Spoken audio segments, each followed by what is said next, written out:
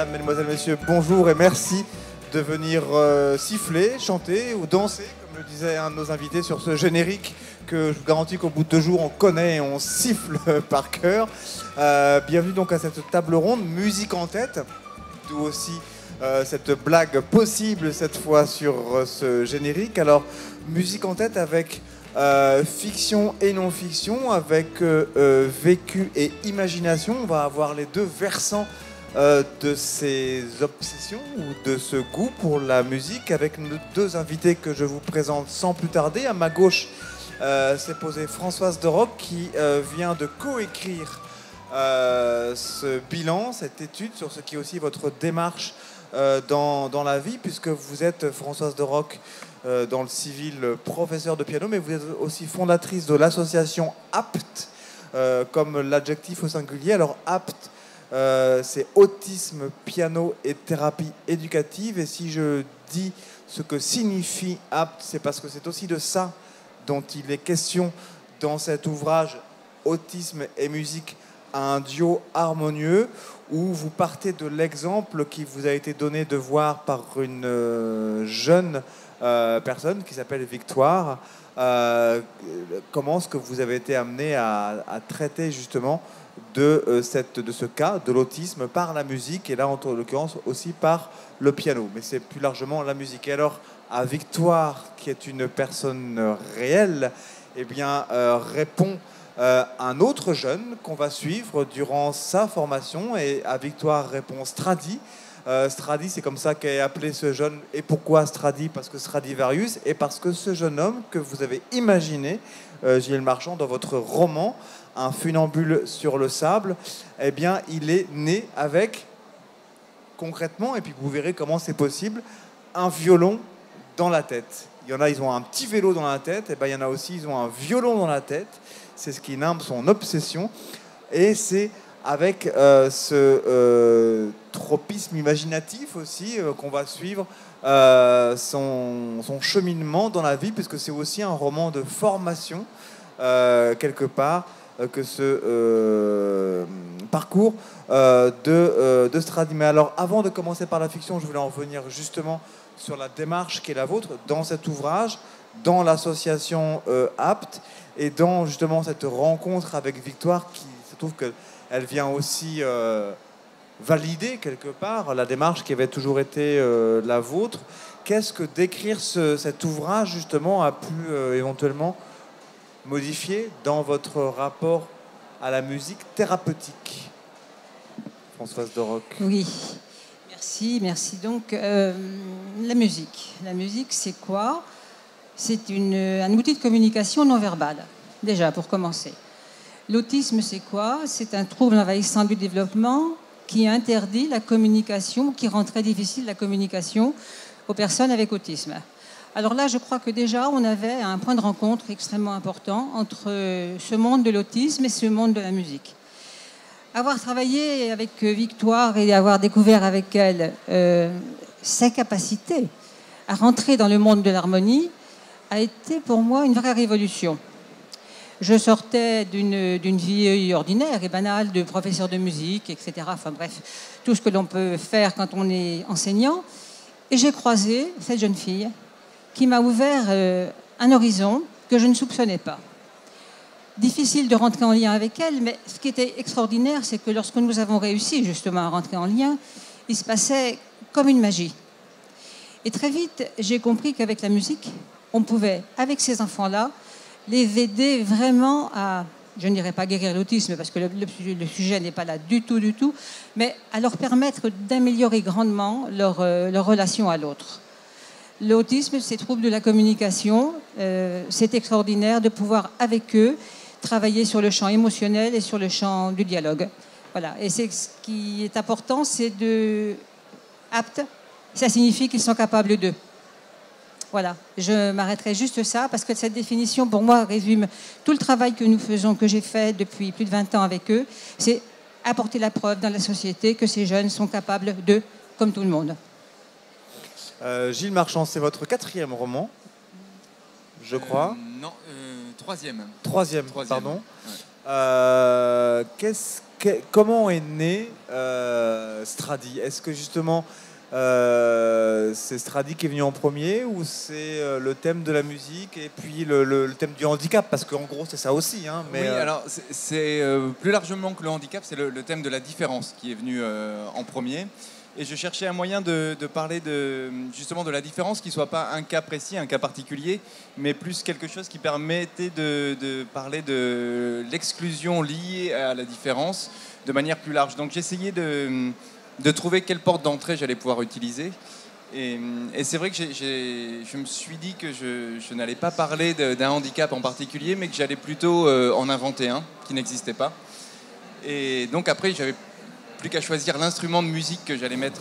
Moi, j'ai fait beaucoup de musique et je suis... Vous êtes batteur, je crois, c'est ça? Oui, hein. Voilà. Et c'est vrai que la musique est quelque chose qui est très important pour moi, au même titre que la littérature. Et donc, j'avais plus qu'à choisir l'instrument et le violon offrait cette possibilité que ça peut être un instrument qui est à la fois très romantique, c'est un très bel instrument, mais qui peut être aussi un véritable instrument de torture pour qui a déjà connu un voisin de 7 ans qui se mettait au violon. On sait que ça peut être, on sait que ça peut être très compliqué. Et donc il y a cette double image de la beauté, de la virtuosité de l'instrument et de la difficulté.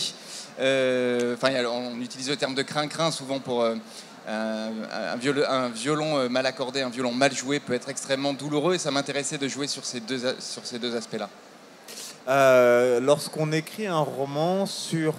Il y a le thème du handicap, mais il y a aussi le thème de la musique, le violon intérieur, la musique intérieure. Alors, à ce handicap-là répond le handicap plus visible d'autres personnages dans le roman. On a notamment un personnage de Max, qui est l'ami de notre Stradi. Alors lui, Max, ça se voit, puisqu'il boite.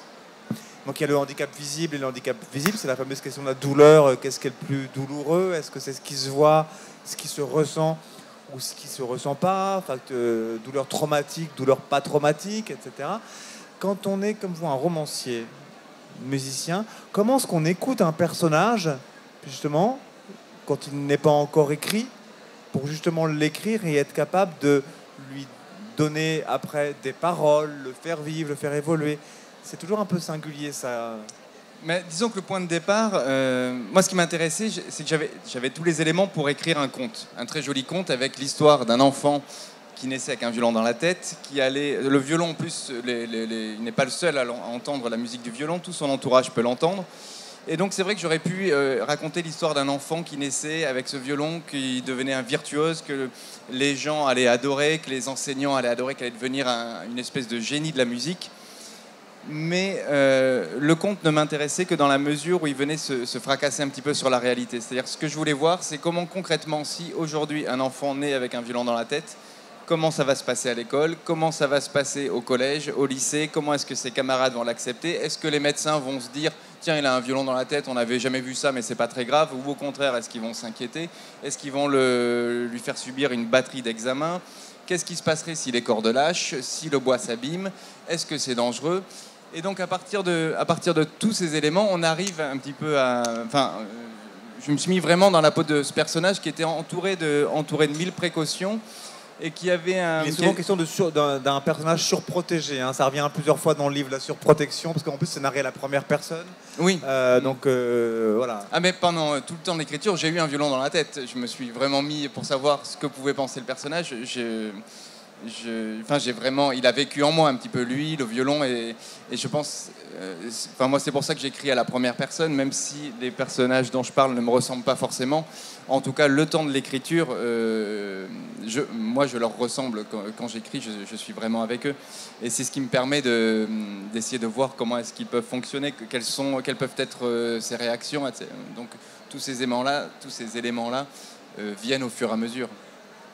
Alors, il y a un côté romantique à la musique, vous le disiez par rapport au violon, ça c'est aussi par rapport au piano.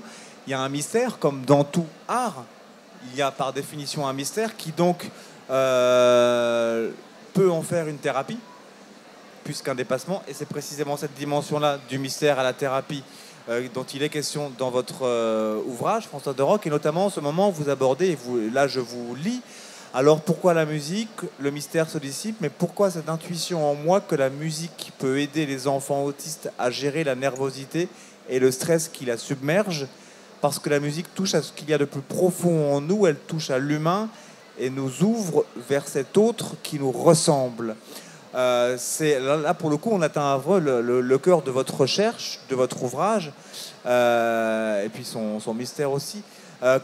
Après avoir écrit ce livre, après avoir, j'imagine, continué à militer et à agir avec l'association APT, qu'est-ce que vous diriez aujourd'hui, là, le 11 novembre 2017, de ce mystère et justement de cette musique qui touche à l'humain et nous ouvre vers cet autre qui nous ressemble? Après avoir écrit le livre, après avoir vu un peu ce dont Gilles Marchand évoque aussi, lui qui a vécu avec un violon dans la tête. Alors, moi, je vis pas avec un violon dans la tête, mais je vis avec l'autisme dans la tête. Voilà, nuit et jour, je suis sur cette idée et sur ce travail de recherche. C'est peut-être un moyen aussi pour moi d'aller trouver mon alter ego. Parce qu'en fait, je reprendrai le titre d'un livre écrit par une de mes amies, qui est Julia Kristeva, « Leur regard perce nos ombres ». Et toutes ces personnes, « Leur regard perce nos ombres », qui est un livre écrit par Julia Kristeva, et qui est un livre fabuleux parce qu'elle explique très très bien, et c'est pour ça que je vais rebondir sur cette phrase-là aussi, ces enfants-là, dans leurs difficultés, dans leur absence de lien avec l'autre, en fait, nous permettent à nous de découvrir ce que nous sommes vraiment. Alors c'est peut-être une démarche égocentrique ou égoïste, comme vous voudrez, mais en tout cas, ce regard, ce miroir que nous offrent ces enfants en situation de handicap est un miroir qui nous révèle à nous-mêmes ce que nous sommes. C'est peut-être ça le mystère de la musique. C'est grâce au son, grâce à l'harmonie, grâce au lien que ça permet de créer, de pouvoir découvrir chez l'autre ce que quelque part on a un petit peu caché chez nous, c'est-à-dire notre facette peut-être un peu sombre, qu'on a enfoui sous des problématiques, je dirais, d'éducation, d'instruction, de relation à l'autre. Eux, ils sont vrais. C'est-à-dire qu'il n'y a chez ces jeunes-là aucune hypocrisie. Eux n'ont pas de mystère. En ce sens que quand ça ne va pas et quand ils ont quelque chose à nous dire, ils nous le disent. Moi, j'ai un de mes petits élèves qui est un petit élève autiste Asperger, et qui doit avoir 4 ans, ce petit bonhomme absolument fabuleux. L'autre jour, il me regarde et me dit « Oh, t'es vieille !» Alors, je lui dis « Oui, bien sûr, c'est vrai, pourquoi ?» Parce que j'ai dit « Oui, je suis grand-mère, j'ai une petite fille. » Il me dit « Oui, t'es vieille, mais je le sais, parce que t'as des rides, me dit-il. » Chez un enfant ordinaire, j'appelle ça ordinaire, on va avoir du mal à accepter ce genre de réflexion. Mais eux, c'est pas du tout une critique, c'est un constat. Et c'est ce constat qui, justement, nous aide à percer le mystère. Gilles Marchand, est-ce que vous avez, pour construire ce personnage, pour l'incarner, pour lui mettre aussi d'autres copains et pour écrire votre histoire, est-ce que vous avez été dans des centres de ce genre où justement il y a concrètement peut-être des gens qui ont un violon dans la tête, un piano dans la tête? Non, j'ai essayé de rester le plus possible dans la fiction. Ce que j'ai fait, c'est qu'après, par contre, je l'ai fait lire par une personne qui était en situation de handicap, mais pas du tout un handicap lié à l'autisme. Et parce que pour moi, c'était important de savoir... Je voulais pas que les colères de mon personnage ne soient pas... Enfin, je voulais qu'elles tombent bien. Je voulais qu'il puisse me dire, là, par exemple, ton personnage... Il est en colère, mais ça, tu sais, c'est pour nous, ça nous est égal, on est habitué, on a grandi avec ça et on est habitué. Par contre, là, tu passes rapidement sur quelque chose qui, pour nous, est profondément révoltant. C'est quelque chose, c'est une chose à laquelle on ne peut pas s'habituer. Donc voilà, je voulais être sûr d'être le plus juste possible.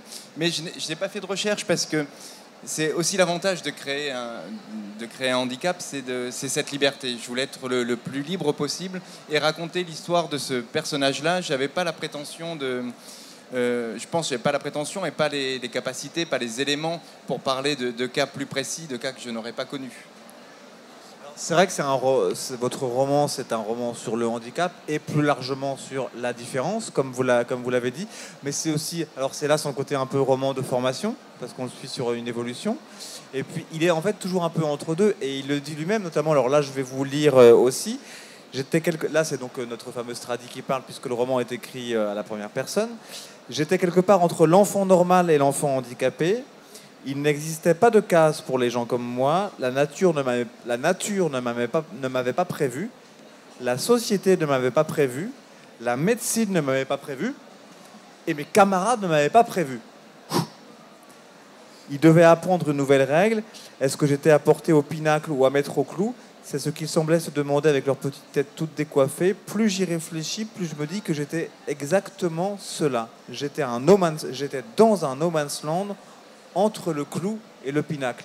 Et en fait, on est dans le no man's land, alors qu'il est à la fois psychique, à la fois justement de cette chose qui ne se nomme pas. Alors il y en a, ils appelleraient ça être teubé, d'autres tarés, d'autres différents, d'autres handicapés, d'autres fous, voilà. Et la littérature, justement, elle vient raconter une histoire dans ce qui ne se nomme pas, précisément. C'est exactement ça, c'est-à-dire il y a une place libre, il y a un vide dans En fait, on n'accepte pas qu'il y ait de vide dans la science. Et d'ailleurs, dans la science ? Dans la science, oui. Le vide scientifique n'est pas acceptable. On veut une réponse, que ce soit une bonne nouvelle ou une mauvaise nouvelle, mais on veut une explication, on veut savoir ce qui se passe. Et lui, il vient précisément occuper ce vide-là, parce que personne n'a jamais vu un enfant avec un violon dans la tête. On ne sait pas dans quelle mesure c'est bien. Ça peut attirer, c'est un phénomène d'attraction-répulsion. C'est-à-dire, ça peut être un peu fascinant pour ses camarades. Nous, on connaît quelqu'un qui a un violon dans la tête. Et en même temps, c'est un petit peu effrayant parce qu'on ne sait pas trop. Peut-être que c'est contagieux, peut-être qu'il peut être violent, peut-être que... Quoi qu'il arrive, il n'est pas comme nous. Et en plus, il fait de la musique à des moments où on n'a pas forcément envie d'entendre de la musique. Et il nous dérange un petit peu, il n'est pas très pratique. Et lui, il est dans cette espèce de fausse case de la société où on l'accepte. Parce que finalement, on peut parler avec lui, on peut avoir des conversations, on peut se promener avec lui. Mais la plupart du temps, il n'est pas très pratique. Donc s'il ne pouvait pas être là, ça arrangerait tout le monde. Alors, si j'appuie sur ce entre-deux, c'est parce que beaucoup de personnages sont à demi quelque chose, à demi autre chose. Et c'est là comme ça, c'est un roman qui est à la fois féerique, à la fois triste, et puis qui est quand même aussi sérieusement tapé. Mais c'est bien, les romans sérieusement tapés. Parce que faut quand même savoir que ce Stradi qui a un violon dans la tête, donc un handicap a priori indolore et pas visible, répond celui de son ami qui a lui un handicap visible, il boite. Mais on va ensuite croiser, alors là, je vous cite, un demi-chien, oui, des attrapeurs d'idées en l'air, des gens a priori plus rationnels, donc un plombier qui fait du porte-à-porte, etc. Mais sur cette question justement alors c'est joli, on est quelque part entre Tim Burton, David Lynch, etc. L'attrapeur d'idées en l'air, le demi-chien, à cette féerie, ce handicap abstrait mais romantique du violon dans la tête, ce handicap que l'on a tous connu ou vu de boiter, etc. Comment est-ce que justement vient cet univers qui est justement quelque part un peu, presque un peu un truc de funambule, quoi, mais qui est fort joli et encore une fois qui est complètement tapé, mais c'est ce qui le rend attachant, ce roman. Ça vient assez naturellement, je pense. Enfin, c'est vraiment ma manière de... Parce qu'il faut le monde et le langage qui va à l'avenant. Oui, disons qu'il y a deux moyens de raconter des histoires. Moi, je pense on peut raconter une histoire très dure en y allant de manière directe et de manière assez violente. Je pense que le fond de cette histoire est une histoire dure et violente par rapport à ce qu'elle raconte sur la société, mais ma manière de raconter les histoires est d'y aller le plus légèrement possible. C'est-à-dire en gros, pour schématiser, soit je griffe le lecteur, soit je le prends par la main et je lui fais suivre le chemin que j'ai décidé de lui faire suivre. Et c'est vrai que tous ces personnages, le demi-chien, le concierge, tout ça, sont là pour illustrer certains thèmes que je n'ai pas envie d'aborder de manière trop frontale. Par exemple, le plombier, lui, est quelqu'un qui a, au contraire du personnage principal, il a toutes les bonnes cartes en main, il a les outils. C'est un symbole peut-être un peu lourd, mais enfin, j'espère l'avoir glissé plus intelligemment que ça. Mais lui, il a tous les outils, il est parfaitement adapté à la société dans laquelle il vit. La seule chose qu'il demande, c'est être utile, et notamment être utile à cette personne-là, parce qu'il a l'impression que tant qu'il n'aura pas débouché l'évier de Stradi, il n'aura pas accompli son rôle dans la société, donc sa vie sera un petit peu ébréchée, il ne sera pas une personne complète. Et ça, c'était aussi une manière de dire qu'on ait un violon dans la tête ou un vélo, ou quelle que soit la manière dont on se perçoit, finalement, c'est l'image que nous renvoie de nous la société qui fait qui est une des clés du bonheur, malheureusement, en fait. C'est qu'on peut être adapté au monde, mais on n'est pas forcément... La société peut nous donner l'impression qu'on n'est pas parfaitement la personne qu'on devrait être. Oui, moi je voudrais rebondir un petit peu sur tout ce qu'il y a d'être dit. C'est bien sûr très intéressant. Ce que je remarque quand même, c'est que, bien que nous ayons tous les deux écrit des livres très très différents, la fiction et la réalité, on se rejoint sur un point qui est assez criant. Et vraiment, moi ça me plaît beaucoup, parce que moi je suis sur une histoire, sur des histoires qui sont malheureusement la vérité. C'est-à-dire cette grande souffrance que représentent les personnes avec autisme, et les souffrances des enfants, bien sûr, et les souffrances de la famille, et tout ce que ça peut recouvrir comme difficulté dans la société. Stradi, lui, c'est un personnage inventé, mais qui est confronté à la souffrance, parce qu'il y a cette immense différence. Et la différence, c'est le vrai problème de notre société. Être avec un violon dans la tête, un handicap invisible, ça induit une relation avec les autres tronqué, forcément, c'est-à-dire que vous semblez être accueillis et en fait, on ne les invite jamais aux anniversaires. Je crois que c'est ça. Hein. Nos petits élèves avec autisme sont des enfants qu'on arrive peut-être à insérer, à inclure dans le système scolaire ou le système conservatoire, le travail que nous faisons. Mais en fait, ce sont des enfants aussi qu'on invite très peu dans les anniversaires. Parce qu'ils sont très imprévisibles. Ce sont des enfants qui ont des troubles du comportement. Quand on sait pourquoi les troubles du comportement sont là, ce n'est pas du tout ni effrayant ni angoissant. C'est juste très troublant parce qu'il y a énormément d'ignorance en face de ça. Ce livre sur autisme et musique, c'est aussi un plaidoyer contre la différence et pour l'inclusion. Il faut sortir de ces schémas complètement formatés que nous impose la société. Vous parliez tout à l'heure de cases. Un enfant avec autisme, on ne peut pas le mettre dans une case. Or, il existe.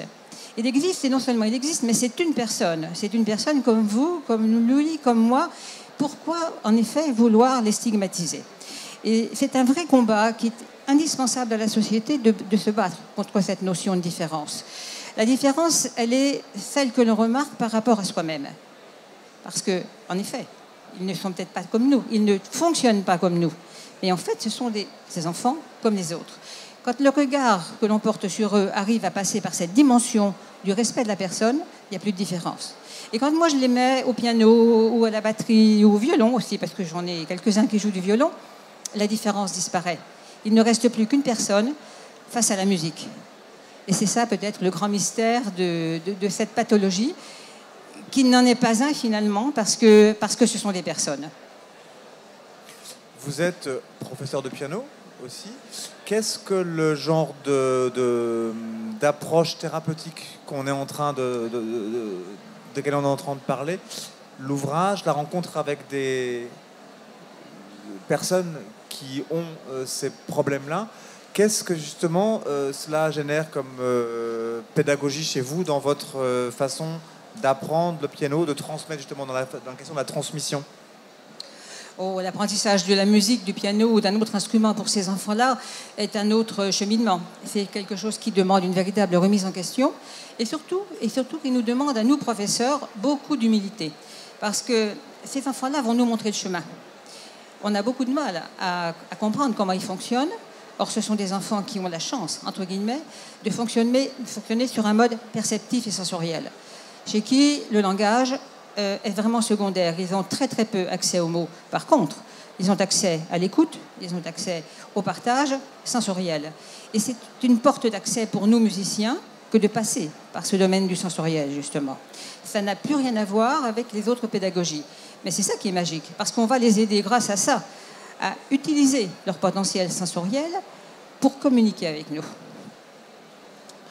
Pour boucler la boucle, alors, rester un peu dans le domaine de ce qu'on appellerait en gros le handicap ou la différence, parce que c'est ça dont on a parlé.